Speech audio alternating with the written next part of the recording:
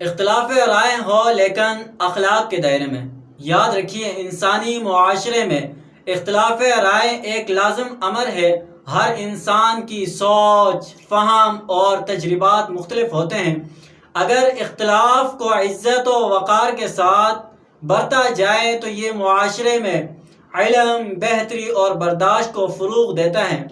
لیکن بدقسمتی سے بعض اوقات اختلاف رائے کو دشمنی، بغض یا تضحیک کا ذریعہ بنا لیا جاتا ہے، جو کہ معاشرتی بگاڑ کا سبب بنتا ہے۔ اخلاق کا تقاضا یہ ہے کہ ہم دوسروں کی رائے کو سنیں، سمجھیں اور اگر اختلاف ہو تو ادب و تہذیب کے دائرے میں رہتے ہوئے کریں۔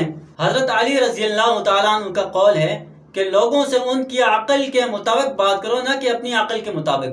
اللہ تعالیٰ نے ہر انسان کو عقل، سوچنے کے طاقت اور سمجھ بوجھ دی ہے۔ اسی وجہ سے ہر انسان کی رائے دوسرے سے مختلف ہو سکتی ہے۔ کسی بات پر اختلاف ہونا بالکل فطرتی بات ہے، لیکن اہم بات یہ ہے کہ ہم اختلاف کرتے ہوئے ایک دوسرے کا احترام کریں اور اخلاق کا دامن نہ چھوڑیں۔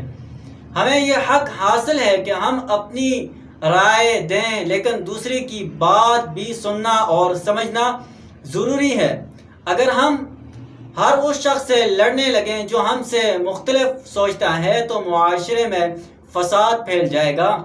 اختلاف کو دشمنی بنانے کے بجائے ایک موقع سمجھنا چاہیے سیکھنے اور سمجھنے کا۔ اخلاق یہ سکھاتا ہے کہ اگر کسی کی بات پر اختلاف ہو تو نرم لہجے میں اپنا موقف پیش کریں۔ گالی دینا، طنز کرنا یا بدتمیزی کرنا کسی مسئلے کا حل نہیں بلکہ مزید مسائل کو جنم دیتا ہے۔